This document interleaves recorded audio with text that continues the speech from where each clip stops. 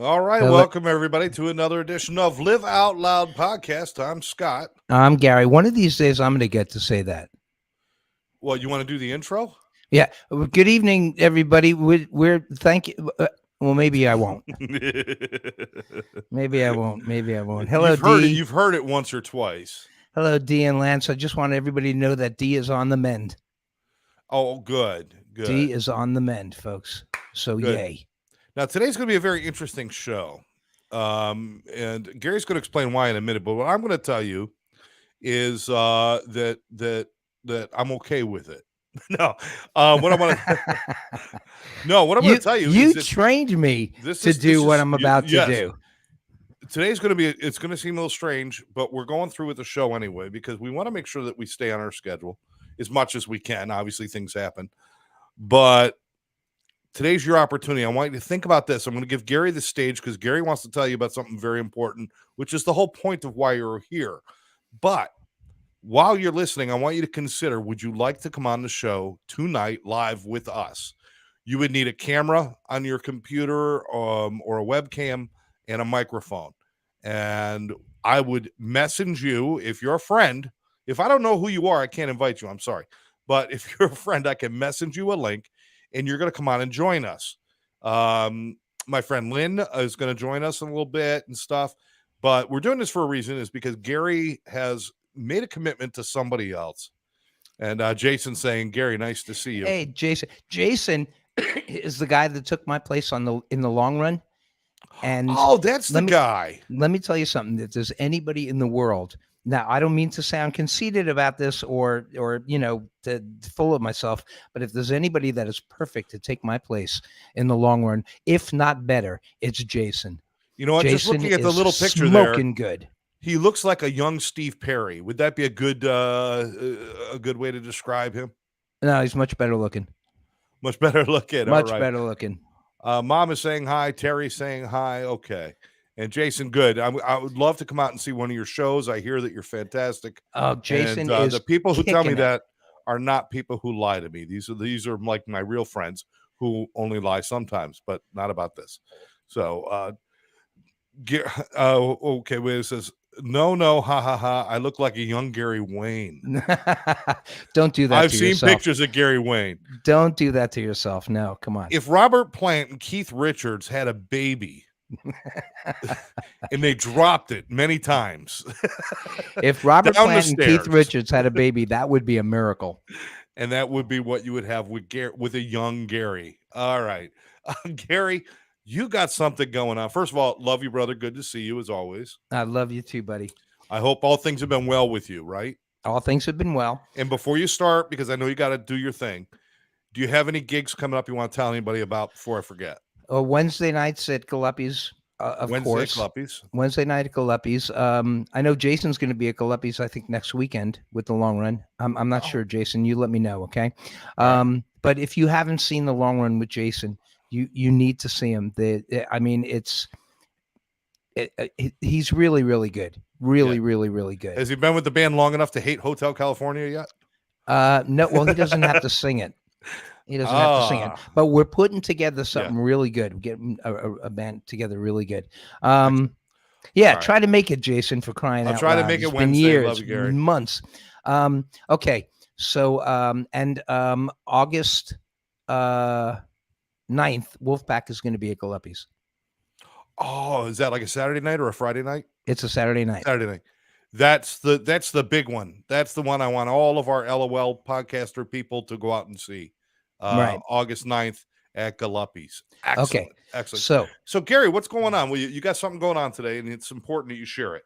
Right. You know that this show is sponsored by ATC, and Scott will explain what ATC is, and we're here to show you that you can have fun, clean and sober, and that if you have a problem with a drug, if you have a problem with anything, with mental health, substance abuse, you can get in touch with us and let us know. Now, I'm leaving the show today. I'm leaving right in about 5 minutes. I'm going to go pick up a friend of mine that I went to see yesterday who is having a problem with substance. He's with alcohol, and he or she has agreed to go to treatment. So I know I have the podcast here right now, but the most important thing is to get him to treatment.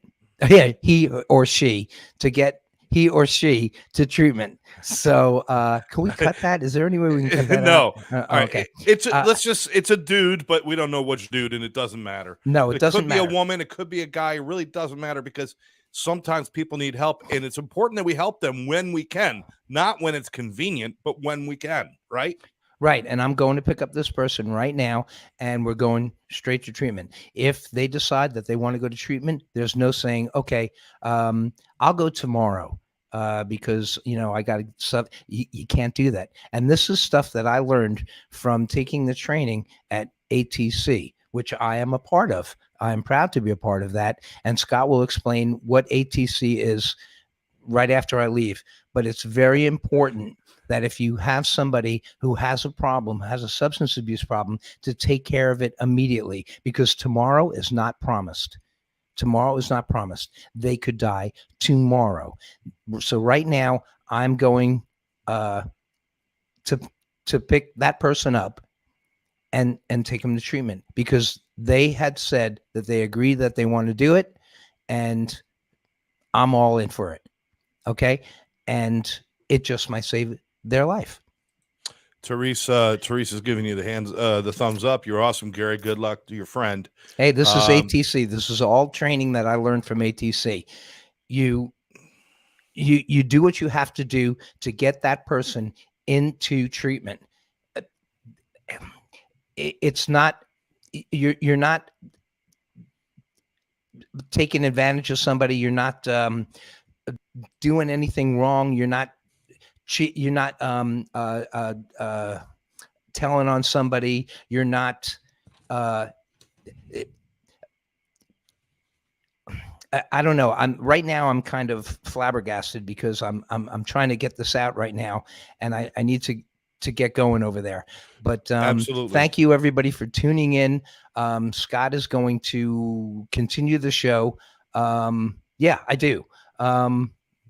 And guys, you're patting me on the back, but it don't pat me on the back.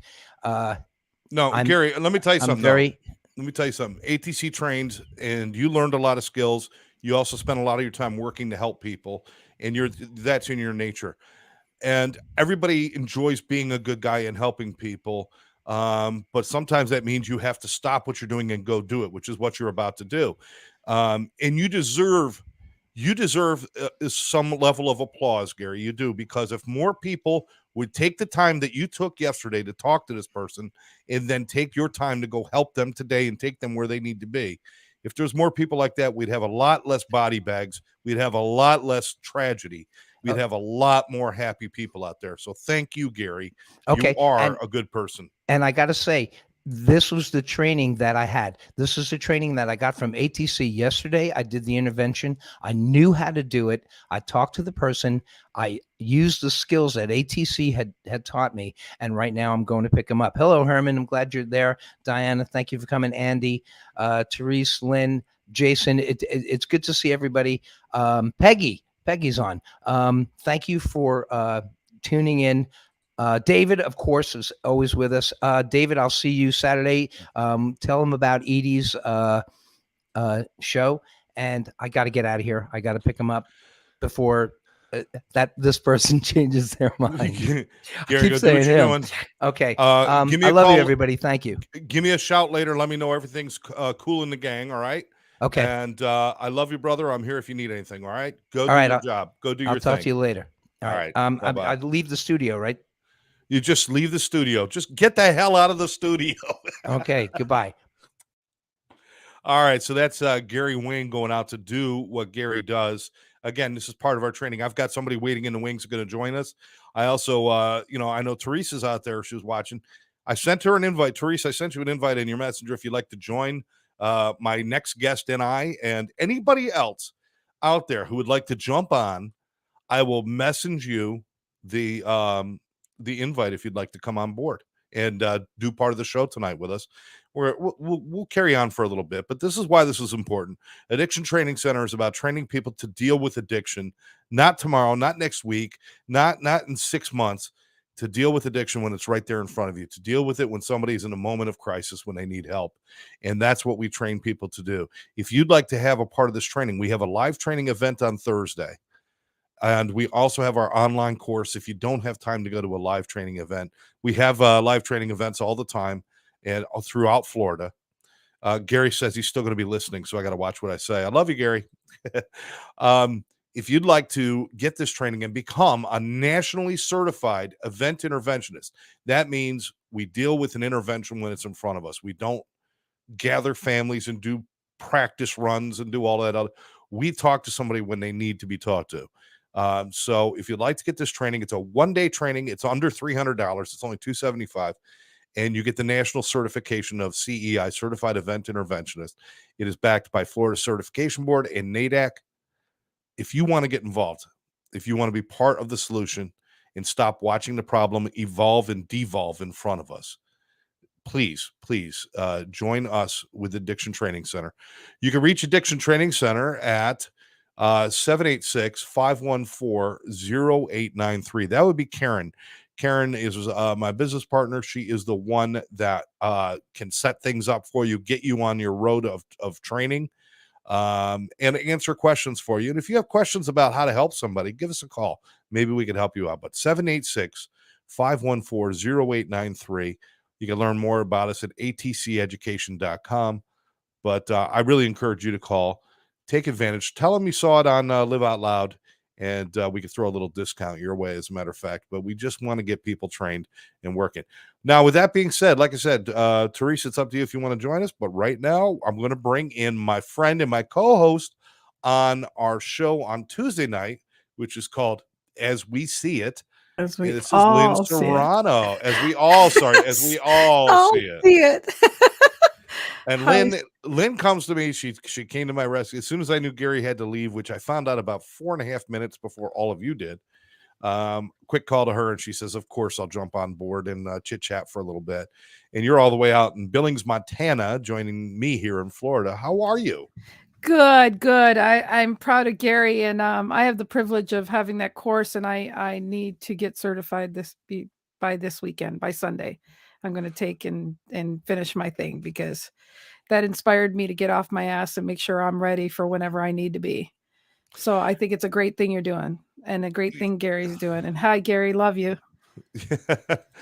And that's the thing, is we never know who's going to be in crisis or who's going to need help.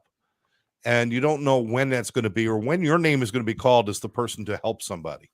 So be prepared and take advantage of this. Again, our Live Out Loud podcast is brought to you by Addiction Training Center, because we want to highlight, first of all, that nobody has to go and die. Nobody has to suffer from this. But more importantly, everybody can make a difference. Everybody can make a difference if we all get together. If we all do exactly what Gary's doing right now, and take a moment for somebody that you care about, or even somebody that you don't care about. Just take a moment and help somebody. Karen saying hi to us.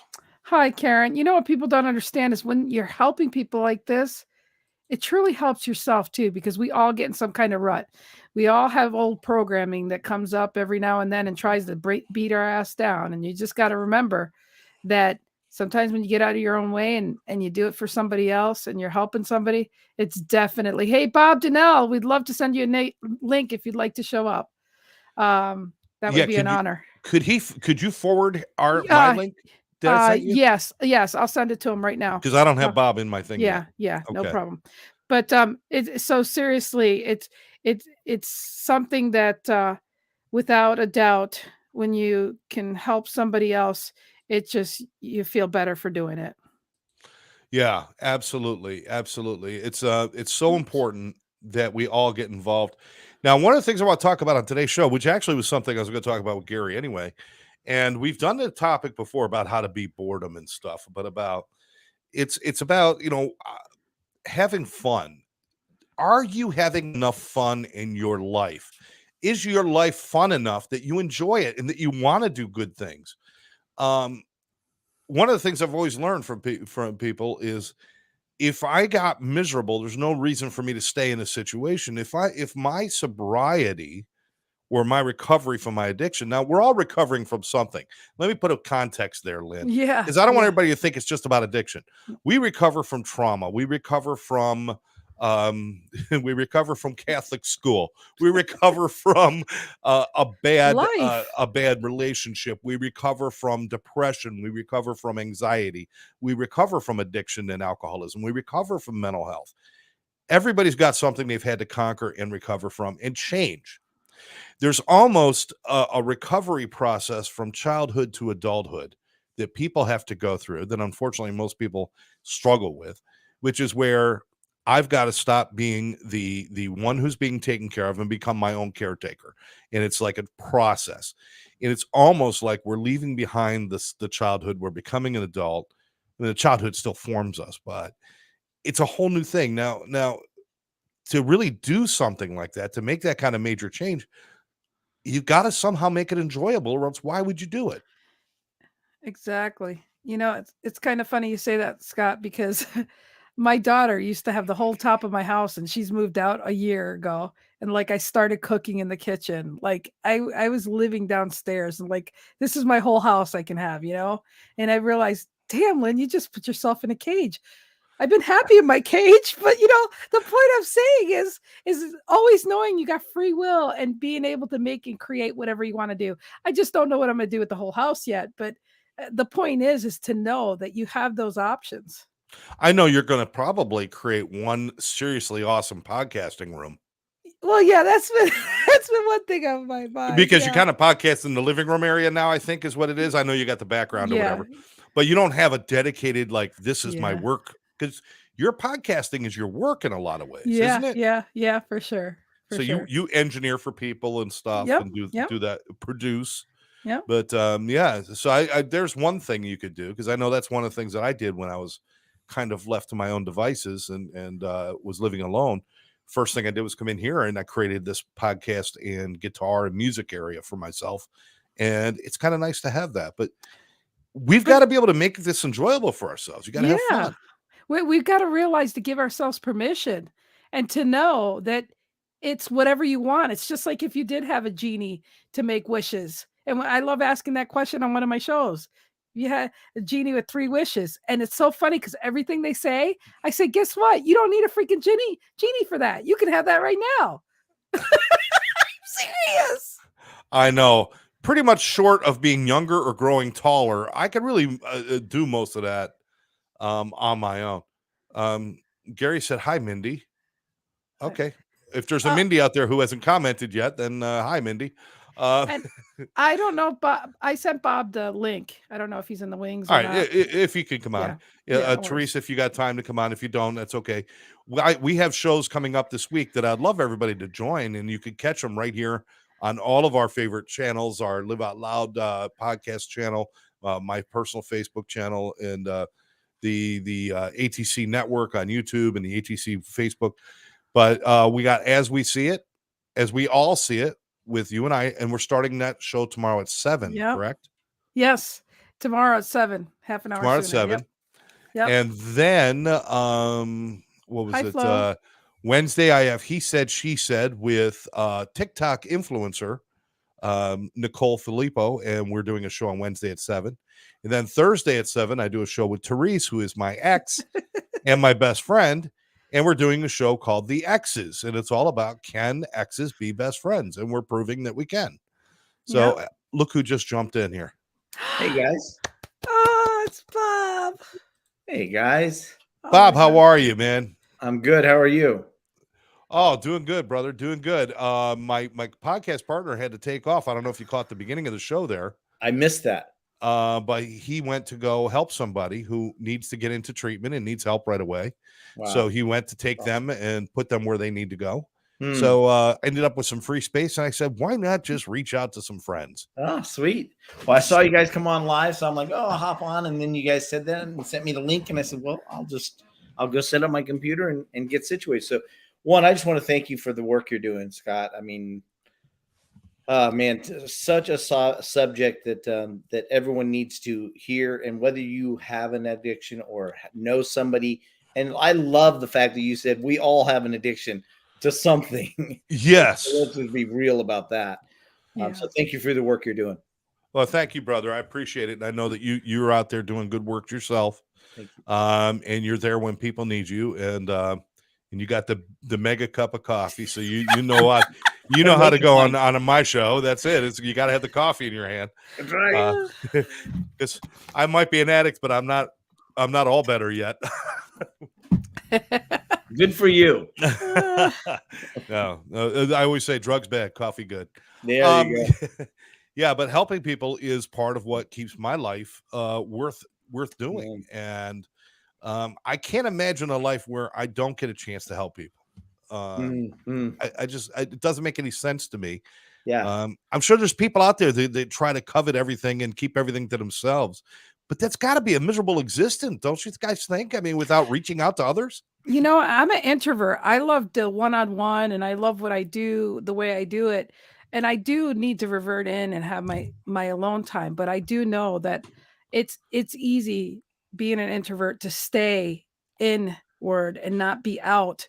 But it helps me to help others because it allows me not to go into that dark side or into that side where I can be without anybody and wait for somebody to reach out to me, kind of thing. And so I just know that I didn't survive life 3 times or more, but there's more times I've almost died, and I know I'm here for a greater purpose. So with that said, you've got to just keep paying it forward. And so, hi, beautiful Flo. Yeah, I had a couple of people log on. I just want to explain real quick. Gary started the show with us, and about 10 minutes in, he had to go help somebody who was in crisis and get them to a treatment center with a crisis with addiction.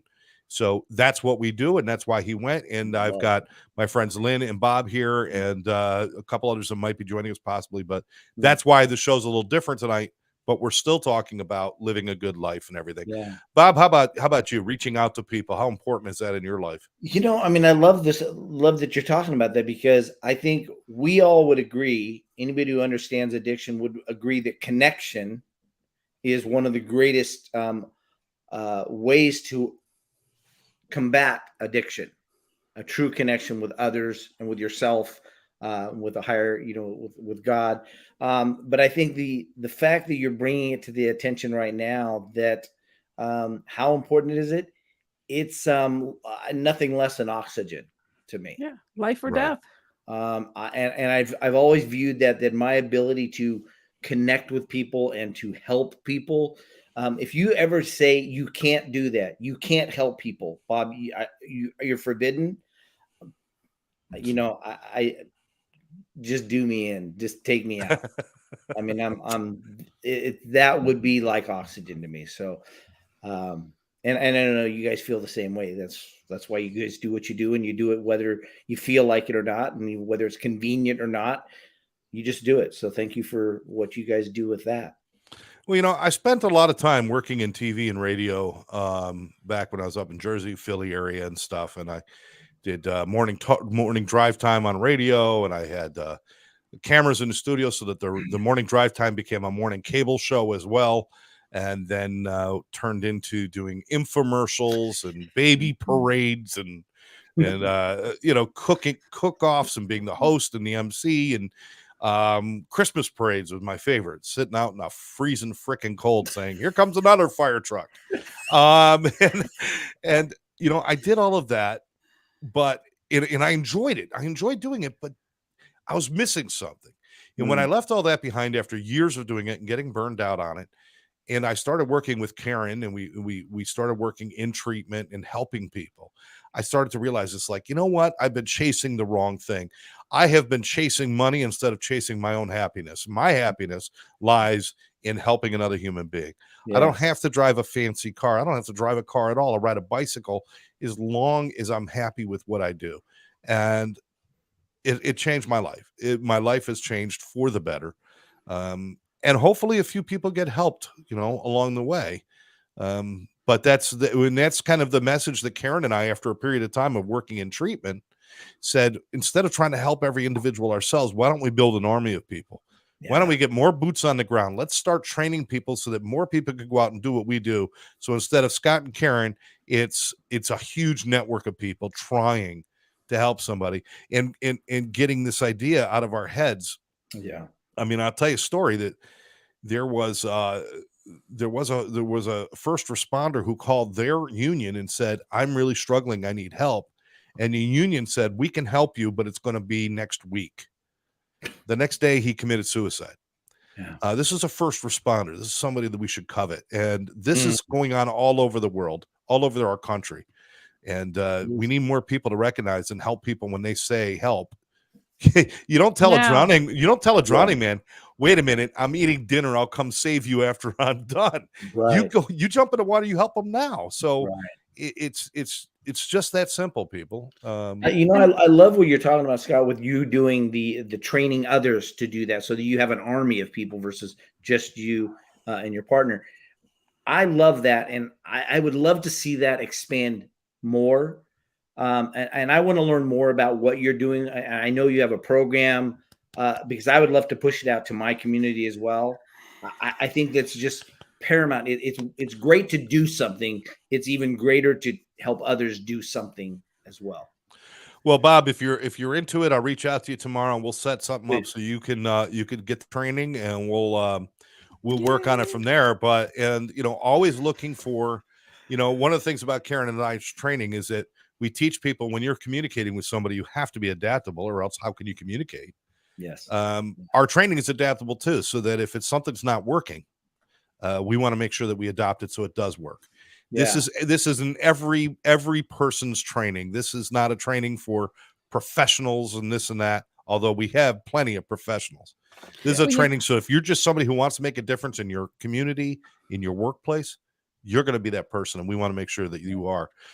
And Bob, I appreciate the vote of confidence, and we'll get you hooked up if you want to, brother. Yeah, send me the link because I want to push it out to other people. I know that there's a lot of people that want to help people and they just don't know how, or they're afraid to take that step. So if I can push that out and promote that to others, I want to definitely be able to do that and get some people to sign up with your program. And Scott, just so you know about Bob Donnell, he's just an amazing guy. He's so humble. And this guy has touched so many people. I mean, we're talking from celebrities to the homeless people. He treats everybody. He's done a TED Talk. Go look up Bob Donnell and TED Talk, and you'll turn it up, and he sees you. He hears you. He's touched a lot of people, like our friend Joe Ingram, but Bob wasn't convicted. Joe was. Let's be careful how we say we touched Joe Ingram. Yeah. We've got another person here with us. It's Therese. She's an RN. And Lynn knows Therese, and Bob, this is Therese. Therese and I we do our show on Thursday nights. It's called The X's, and because we're exes, we were together, lived together for 10 or 11 years, and we're still best friends. Love that. Yeah. We decided that obviously not everything is broken, so why do you get rid of everything? It didn't make any sense. What a great view. That's the great thing. The world needs to talk more about that. If you're not happy and you're older, be nice to yourself and the partner you have. Don't stay. I mean, I admire and love the fact that you guys could stay friends and know that, the friendship and the relationship didn't have to end. It's just you had your own lives separate. And so it's really an amazing, awesome thing that, not being afraid of talking about the things that people are afraid of. I always say it's sad when you go to a wedding and you see all these older people that are miserable there and they don't have the decency to tell these people, hey, do you know how hard marriage is? Are you ready for this? Instead, they're just like, ha ha, congratulations. That's a pretty shitty thing to do to somebody, I mean, in the business I did for 15 years, I mean, I've been invited to so many weddings and I was like, this one's not going to make it. I'm not going. Sorry. I can predict that one. Oh, God. Yeah. So, Therese, thanks for jumping on. What are you doing? Oh, sure. I was just cleaning the kitchen and stuff. And I'm like, hey, well, all right. I'll pop on and say hello. But it's, it's nice. She's up in New York and I'm down here in Florida, but we talk. I mean, we text almost every day, and we talk to her, once or twice a week, and then we do our show. But where are you finding, Therese? Where are you finding your happiness? I mean, because here we had this thing where we're both over 40. I'm just going to go there. I was going to say the real age, and I'm like, no, I'm not going to. It's like we've celebrated many anniversaries of our 40th birthdays. So, and then our lives change drastically. We break up, and it would be really easy to make this a horrible event, but you seem to have found your place. I mean, how did you do that? Did you find your happiness?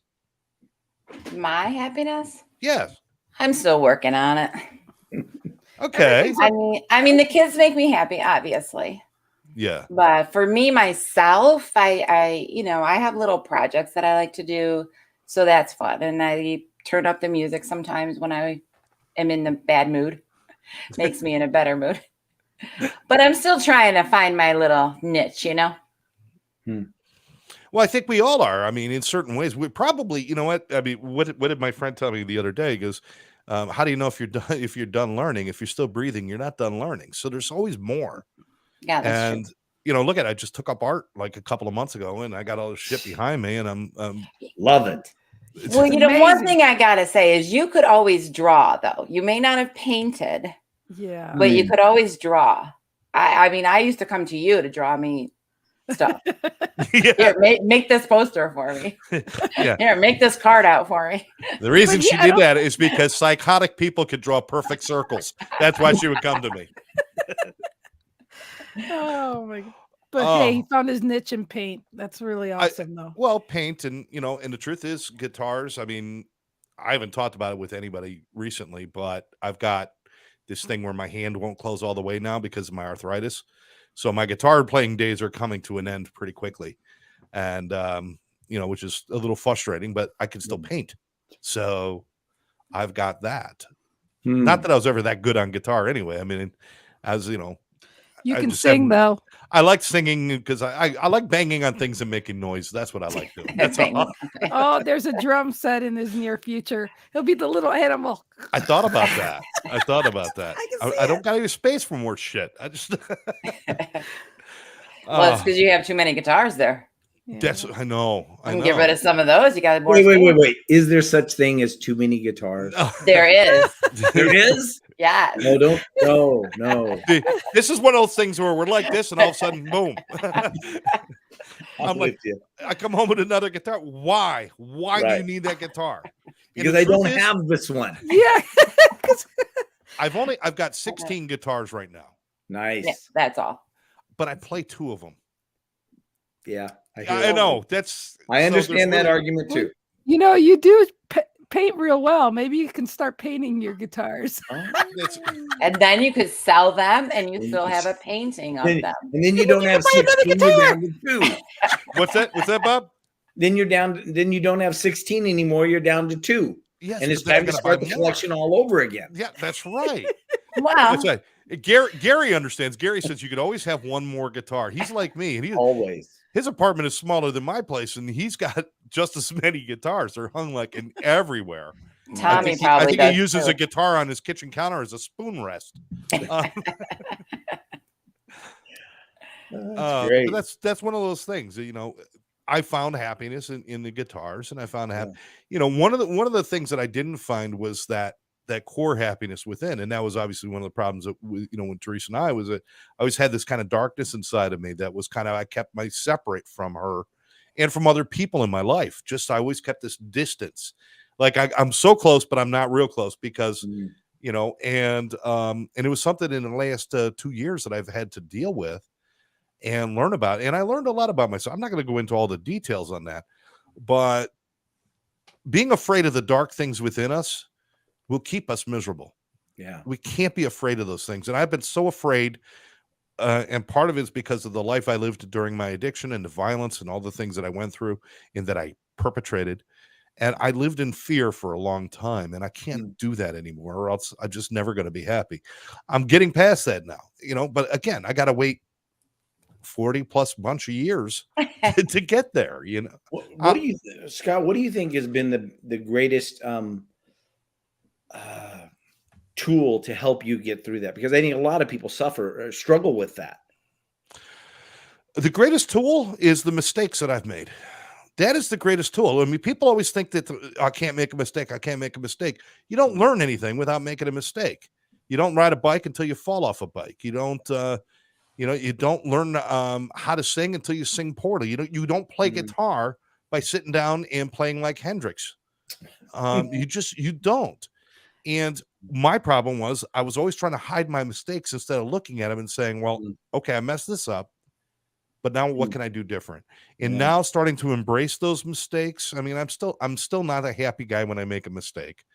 Therese will attest that if I'm screwing something up, you don't want to be in a room with me, because I yell and scream at nobody. I'm one of those guys. I will yell and scream at nobody. Yeah. Right, Therese? Yeah.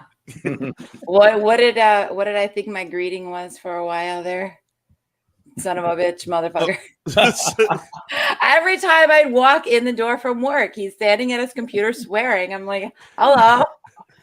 There were times I had an office in the basement. I'd hear her start to come down the steps while I'm like in one of my moments, and I would watch her because the stairs were open. I'd see her little feet, and then they'd turn around and go back up the other way. Smart. Yeah, I'm no dummy. Smart. Quite honestly, Bob, the answer to that is that to start looking at things that I do wrong as a process and stop looking at them as something that's bad. And anybody can learn from that. Who can take that advice can learn and find happiness. and find out that these mistakes are part of a process. They're not to be looked upon and hidden. They should be like almost celebrated. Yeah. You know? Did you ever get, or do you think it's possible to get to the point where you mentioned celebrate, where you actually look forward to? Is that possible to get? Look forward to making a mistake? Look forward to the benefits of the mistake. I think what happened, I mean, I don't think I'll ever reach that point, just because I don't have that kind of tolerance that I'm going to say, boy, I can't wait to screw something up. But I am now even picking up the paintbrush, because I thought about it for so long about doing something like that, but I wouldn't do it because I was afraid if I painted something that was wrong, or if I looked bad, that nobody would like me and nobody would like it, and but now I'm starting to look forward to the new processes. So I guess the answer to your question, Bob, is I'm much more likely to say, boy, I get to try something new without expectation that I'm going to be perfect at it. And that's where, it's huge. Yeah. That's huge. And if you don't know how to do that, then come out and learn to get one game that'll teach you tolerance and patience and everything else. It's called golf. Golf. I'm with you. And the only reason they named it golf, because the other 4-letter word fuck was already taken. That's why. It is the most maddening game. It is ridiculously difficult. You can hit the greatest shot of your life and follow it up by missing a 1-inch putt. I mean, it's if Tell God us how you wanted really to put feel. God wanted to put a humble moment in anyone's lives, he hands them a golf club. So that's and I love playing the game. Yeah, I love playing the game. But that's exactly what life should be. It should be, I got a great shot. Not every shot's going to be great, because my life would suck if it did. Yeah. I'd be bored to death. That's why I like watching the pros play. Because when Tiger hits a bad shot, I go, see, I'm as good as Tiger. Yeah, and I like watching Tiger play. I really. Me too. Oh, yeah. Well, that's like watching, that's like watching an angel. I mean, holy God. cow. Holy cow. But I'll tell you, the one I liked watching was John Daly. Oh, man. And there's a hole at Pebble Beach, and it was he played that hole and he hit a 16 on one hole. Now, for those of you who are not golfers, the average golf would be 3 to 4 shots for a hole. Right. A very bad thing would be to bogey or double bogey and hit a 4 or a 5 or a 6. Yeah. He hit a 16 on one hole, and I thought I could play that game. Sounds like me and putt-putt. And you know what? It turns out, however, that he was going through alcohol withdrawal and he was actually having DTs on the golf course. Wow. Oh, wow. Yeah. So I connected with him on a whole nother level with that too. It was, and you respected him differently. You know, you had that different respect for him going through that as well. I'm with you. That golf was one treacherous thing, but seeing somebody struggle with it who normally doesn't struggle is just a redeeming thing for me. I just feel better about it.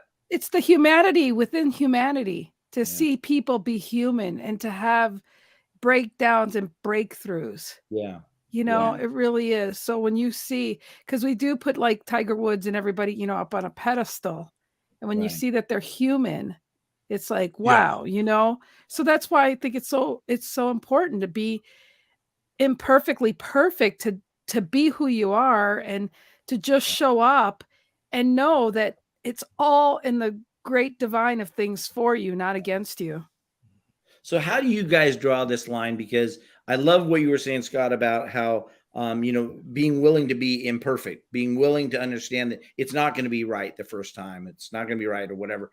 And so not having that expectation. And then you go to the opposite side where like Tiger Woods was asked after he made like a 40-foot putt or something ridiculous. The announcer said, so did you think you were going to make that putt? And he said, of course I did. And it's like, of course I did. But his mentality was, I aim for perfection every time. Even if I don't make it, I'm still aiming for perfect. He's wishing for the best every time. Yeah. Aim, so where's small, the balance, the fine line for that? Well, aim small, miss small. Aim small, miss small. You know, when you go to hit a putt, you expect, your expectation is that you're going to make that putt. You don't walk up to it and say, I'm not going to make this, and I'll probably hit it off the green and into the sand trap and break my club over my knee. That's not your expectation. But you know what? This is more about life than golf. If we switch to when you're within a relationship or you're doing something like that, you don't go into it saying, maybe this will work. You go into it saying, I want this to work. But the problem is sometimes we put so much pressure on ourselves that it's got to be perfect that we start to try to create perfection where it doesn't exist. And, you know, I could speak for me with, you know, Teresa, and I've shared this with her, is that I spent a lot of time trying to make everything okay instead of really just being okay for me. Wow, and I spent a lot of time trying to set up, like, I want her to think I'm doing good and I want everybody else to think I'm doing good, and I'm not. But I spent so much time acting like I was okay, I forgot to just be okay. And you know what being okay is? It means making mistakes. This is my mom chiming in right now. She goes, mistakes mean you are trying. That's all I need. Amen, Mom. You know, so Therese, would you agree with that statement with me? I mean, I'm throwing it out there. Well, yeah, with you, yes, there was an element of that, but then, I mean, it's not all your fault. Obviously, there was two people in that relationship, and I think for me, I brushed over. He's going to rewatch this over and over, Teresa. Be careful. I brushed over a lot of things because my pride wouldn't let me fail again. You know what I mean? Because we had broken up before, and we got back together. And so I was like, I held on, I think, a little too long trying to make it work, because on paper, it should have been perfect, right? We've known each other forever. We've loved each other forever. But somehow it wasn't, but I wanted it to be. Well, it's just like I equate the fact that when you're driving down the highway, a windy road, you know, you got to stay focused ahead of you. You don't look at the guardrail because you're going to go there. You don't set out to hit the guardrail. You set out to stay on the course. And then when the snow comes and you don't see the lines in the road, you've got to go ahead and go by faith and go by trust that you know where the hell you're going. But you're definitely not going to look at where you don't want to go, because that's where you're going to drift to.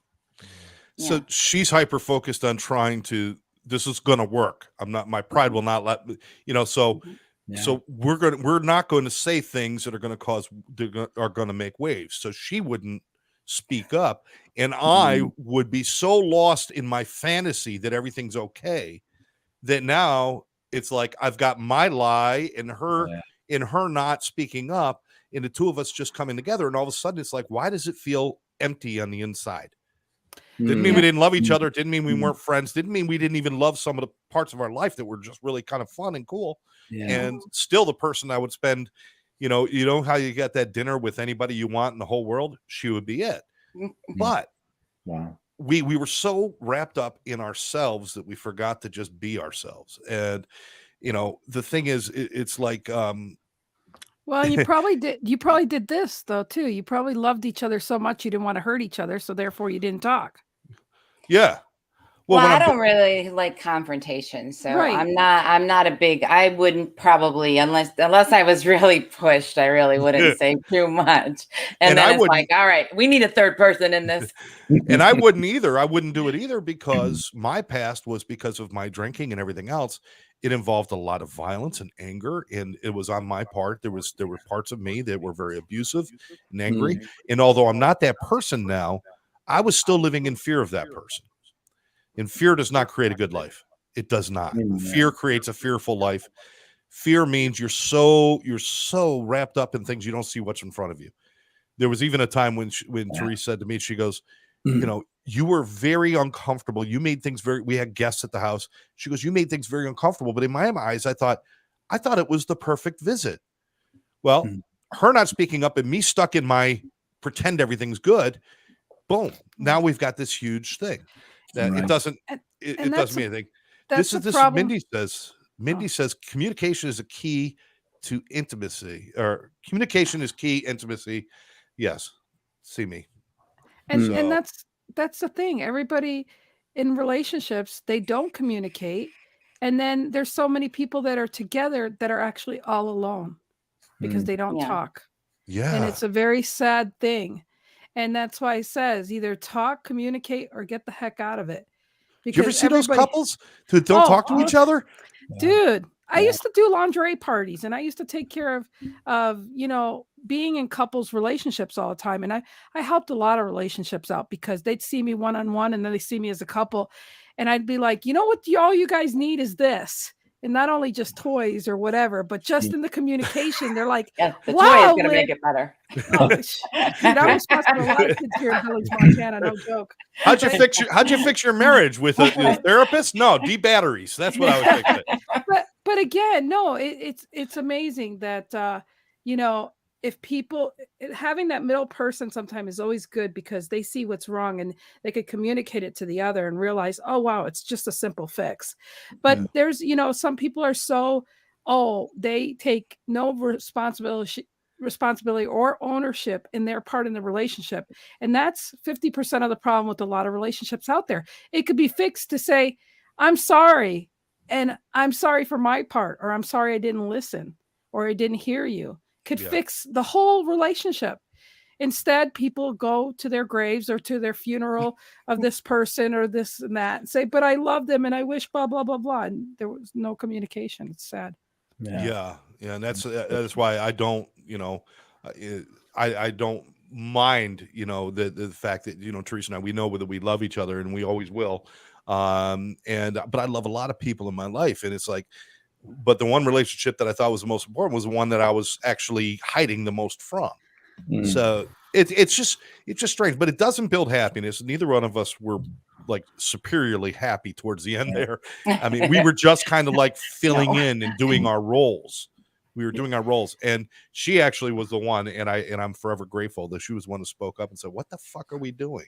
I mean, that's pretty much the statement that was made. I've heard that before. And it wasn't like out of anger. It wasn't like I hate you. It was like, what are we doing? We're destroying each other. Yeah. And you don't see it, and I'm not saying it. And this is this and this. And I think we had a 1 hour conversation, and in a 1 hour conversation, although it was a sad day that we decided that what we was doing wasn't working, we also decided, but it's not the end. It is not. It cannot be. For somebody that I've known since I was 14 years old, it is not the end of our relationship. It just means our relationship has to change, because I'm not, me speaking for me, I wasn't in a place where I could give her what she needed. So. I think it was the next day though. I mean, we had, we had the silence part, we had the conversation part, then we had the separation part. And then the next day, once you got home from work and everything, we just kind of like just started talking again like friends. Yeah. You know, Awesome. like the tension was gone Yeah. because we knew what the plan was. We were working towards the plan. And so I think we both were kind of more relaxed. And it's just like, well, let's order some dinner and watch a movie. Yeah. It's like we got the uncomfortableness out of the way, and after that you could just be yourself again. And that's the thing, it's the elephant in the room that people never talk about, but they go all the way around. They'll even step on the elephant shit just to go around, but they won't look or acknowledge the elephant in the room, you know. You step in a pile of elephant shit, it's hard to hide. It's hard to not notice, huh? It makes You don't just everything scrape your really shoe shitty. on the sidewalk with that one. You're in it. Exactly. But So I just want to know which one of you stepped in the elephant poop first. No, just kidding. you know what? I probably rolled in it, but she's the one who noticed it. I'm gonna go with that. Okay. And Sounds that's good. why she moved away. I get it now. Now, Bob, you're being kind of silent. I mean, is some of this ringing for you about? Oh, absolutely. And I love the fact that both of you both said it's not just his fault. It's not just her fault. You both owned your portion of it. And I think that's, like everyone's mentioned, I think that's just a healthy perspective. And I think that's where progress can be made versus the blame game. But so one, I just want to recognize both of you guys for just saying that right here, because we all know it's true, but whether we say it or not, it's a whole nother ballgame. So I can tell you that's why you guys are successful being in each other's lives today, because you both own your own shit. So I just want to acknowledge that. But also, I just want to tell you guys that, the idea that I was out walking around today with some friends and walking around San Luis Obispo and Pismo Beach and just starting conversations with strangers and just listening to how people are perceiving life right now. No matter what they're coming from, they all have adversity. They all have some victories in the past. They all have some things to look forward to, and they have some things that they look back on. And I just walked away from that, and Flo and I just got home. I just walked away from that going, we have so much more alike than we are different. And it doesn't matter what our political, racial, video, nothing. Just we're so much more alike. And I love the resiliency of the human spirit. I love the resiliency.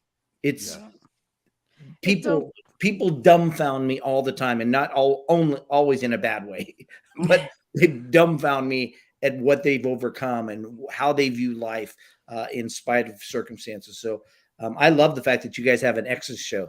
So it's very cool. We have fun with it. We have fun. Yeah, And you know what? It's something that I should have done. I mean, I've been doing this podcasting stuff in TV forever, but and I thought about it before, but I never said let's do it together because I don't know why I didn't. And it's like, and when we decided to end the relationship, I said, well, I wish we could have done this. And she goes, how come you never said it though? I never even just approached it. And now we're finding out that it's like, we're good. We're actually really good together. I told you on the podcast. I think it's That's really awesome. good. Remember, I told you she should be on a podcast with you, and I'm just, I you're like, know. I'm going to ask her, but I don't know what she thinks. And the next thing you told me, we're going to do a podcast. I'm like, yes. She's got this ultimate shyness around people, but you could do the podcast for some reason, which amazes me. I told you it's like, because I just pretend like I'm talking to you. Oh, okay. Yeah. I mean, I am, but I just Forget ignore the other stuff. Forget the 10 Are you of people ignoring out me there now, listening. Teresa? No, not you, because I can see you guys, so I can talk to you. See, I'm Bob, getting what shirt- better though. What shirt are you wearing there, Bob? I am wearing a 9-line shirt for veterans made by, it's a veteran-owned company. Nice. On the back, what am I wearing? What does it say? It says family, faith, friends, and I can't see the bottom one. 5 And things you don't mess with: family, faith, friends, firearms, faith. And freedom? Wow. Faith. Maybe. Oh, okay. Faith. Yeah, Wow. there you go. Ian Love has it. a few from that company. What's that? And his name- my son-in-law has a few sweatshirts Oh. and stuff from that company. It's such they have such a great company. There's several companies, Shield Republic and some other companies like that have shirts like this. So I just Yeah. So you're supporting our veterans and our military, obviously. yeah, and what I kind of made a conscious decision of was I said I want to wear clothing every day if I possibly can. If I'm not speaking on a stage or something, I want to wear clothing every day that has a purpose. Oh, that's cool. So That's cool. That's very cool. That's cool. We need to get you a QR code with all the things that you like. Yeah. Yeah. There you go. Well, like, scan me, baby. We, like Teresa's son-in-law, her daughter's husband is a firefighter. He's a veteran, and he's active reserves. Wow. And he's got his own company, Thin Line Fitness, which is, helping first responders get in shape and do all of that. Really? So yeah, I mean, about that. Please, personal training. Okay. Yeah, we'll definitely. Thank you for his service. I will. Thank you. Yeah. And one of the things that Therese gets to see, and through Therese sharing with me about everything that's been going on, sometimes we forget to honor the families as well, because while our military is over there serving, Amen. it's the moms or the dads that are home taking care of business while the other one's gone. That's a real battle there. And Absolutely.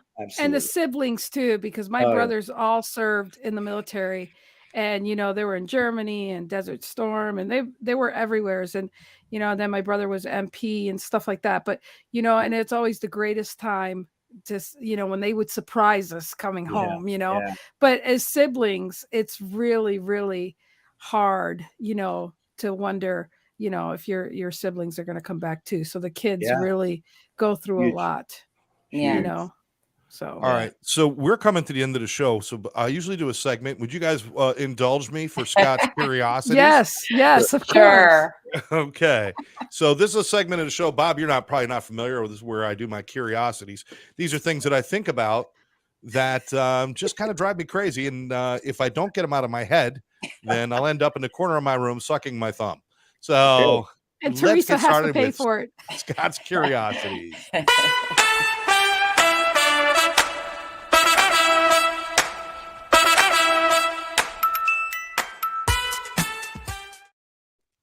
All right. That was short. It was short. Okay. All right. So one of the things I was thinking about is how come there's no male bugs? We've got ladybugs, but there's got to be a male bug somewhere. How come they get no credit or nothing? Just all it is ladybugs. So I'm just curious. Are there male ladybugs? And if so, isn't that wrong? And shouldn't we have a protest? I'm just saying. All right. How come cereal isn't just called breakfast soup? How come?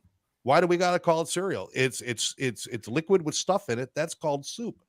From now on, Rice Krispies is now breakfast soup. I'm just saying. That's gross. I'm just No, saying. but it's not Why is it soggy. gross? It's soup. It's soup is If you soggy. leave it, It Soup is sounds what? gross, though. if you leave it in a bowl long enough, it'll be soggy. Ugh. Then I don't want that's it. for sure. Not all soup is soggy. That's Well, true. I guess it is, but Well, then it would be stew. okay.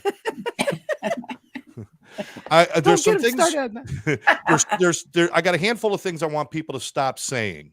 I want people to stop saying something is indescribable, because once you tell me it's indescribable, you have just described it. So there's no such thing. You cannot Love say it. something is. Do not True. tell somebody you're speechless, because if you tell somebody you're speechless, you just spoke. So whenever somebody True. says I'm speechless, then tell them obviously not. Okay. I usually say I should be speechless. I should be speechless. That's a better term. Stop saying long story short after the long story. And then keep going. Yes. And then they keep going. It's usually that point when my eyes start to flutter and I'm falling asleep when they'll say, to make a long story short, too freaking late. Make that your first statement, then you get 3 sentences and that's it. That's right. Okay. Words like I mean no offense should have never say that, because that automatically means I'm about to insult you. Okay. Duh. It's Or a- no offense after you've insulted. Or no, somebody. yeah, or or no no offense. Or what I Or like did to I say is, offend you? I like to say, I'm just saying. That for some reason, if you say I'm just saying, it's kind of like everything I just said, I'm just saying, so you can't Right. hold it Typical against New me. Yorkers. Yeah. There's 3 of us Um, here. I'm tired of the words new and improved. It cannot be new and improved. It's either old and improved or it's new. It's not new and improved. It cannot be. If it's new, what are you improving upon? Okay. Goes without saying. People always say that. They tell me something, they say, well, it goes without saying. And I'm like, but you did. But Yeah. If it goes without saying, shut the frick up. All right. Okay. Some other things I thought about. Who taught the first teacher? I mean, teachers have to learn how to teach, and they have to learn things. Who taught the first teacher? And who decided I'm a teacher? God did. The Bible. Oh, really? We're going to bring the Bible into this show? I think it was Little House on the Prairie. Oh, okay. We'll blame Laura Ingalls Wilder. That's right. On that one. That's right. How come we never see a headline in the newspaper, psychic wins the lottery? How come we never see that? I've wondered that. Yes, all these psychics. Yeah. And by the way, why do you even have to call and make an appointment? Shouldn't they know you're coming? I mean, come on. I mean, think about this.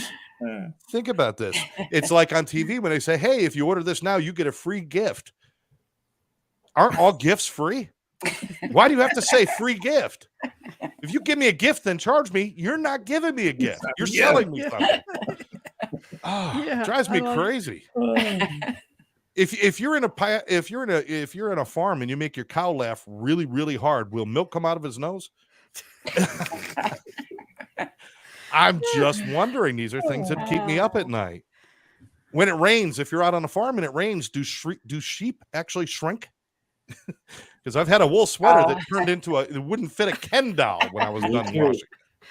So I can imagine when it rains, a sheep just that's how they all die.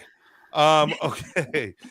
I ordered some I went on Amazon and ordered some styrofoam because I just really wanted to see what they packed it in. I was so curious. I had to know, what do you pack it in?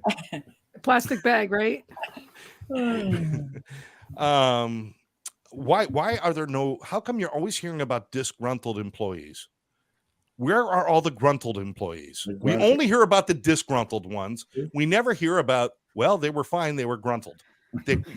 We never hear about them. Is that a word, gruntled? Is that a real word? I don't. Well, if disgruntled is a word, then should not gruntled be a word? It should, but I've never heard it. This feels like I'm gonna have to look it up. I'm gonna have to Google that now. Yeah, I know. We're gonna have to Google gruntled. And the last thing I was thinking about, which probably is a good idea, that it was the last thing I was thinking about, was how come they sell coffins with lifetime guarantees? How long does it actually last? Whose lifetime?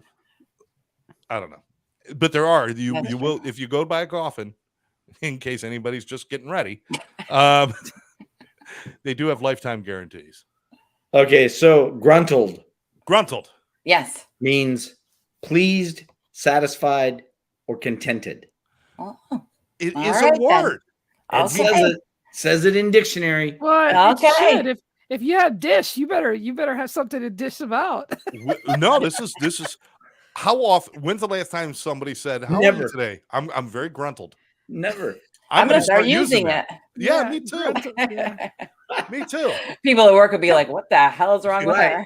Reese works in a doctor's office, and they're like, "We should all find a way to use it one time this week." I think we should, and just see how people respond. Yeah, I like that, Scott. That's a good word. Yeah, and you know what's so funny? People are so used to hearing it as disgruntled. They'll definitely be like, did I hear him say that right?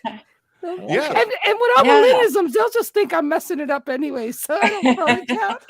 Flo looked it up as well. So we know that it's gruntled. But anyway, we've come to the end. Guys, thank you so much. This is so awesome. I feel the love. Fun. I feel the love. Now send me your addresses so I can pay you for your time.